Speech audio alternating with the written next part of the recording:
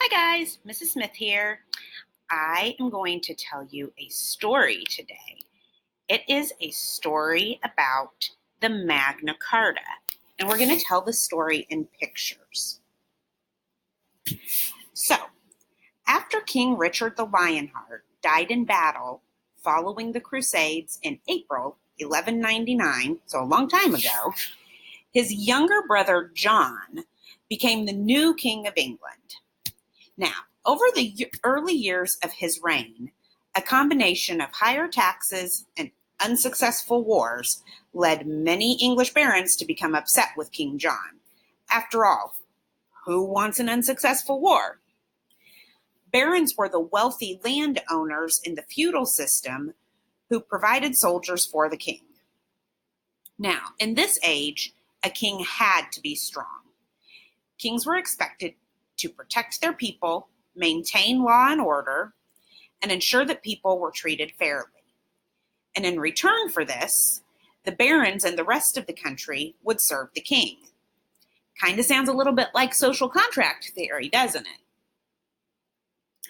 Well, King John failed to do this. He was often rude to people, he spent money on wars that he never won, and wanted higher taxes than many of his citizens could afford.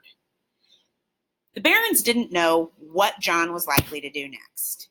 He was very unpredictable, and in the medieval times, that could only mean trouble. Eventually, England's barons were fed up with King John. They had had enough. When compared to his heroic older brother, John seemed like a dismal king. Many barons even thought that John had murdered Prince Arthur, Richard's nephew, so that John himself could be king. The barons believed that John would continue his expensive wars against France and raise taxes on them. To prevent King John from doing as he pleased, the barons got together and drafted the Magna Carta.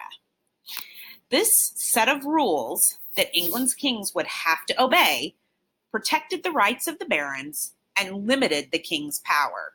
Sounds pretty good. It was sealed under oath by King John at Runnymede on the bank of the River Tyne near Windsor, England on June 15th, 1215. The document was an important part of the process that it led eventually to constitutional law and the rights of all citizens. Within days of signing it, however, King John was ignoring its rules and complaining that he had been forced to sign it. Still, several of its clauses remain part of English law to this day, and it remains a symbol that even rulers are bound by law. Pretty cool, huh? So, this is Smitty, signing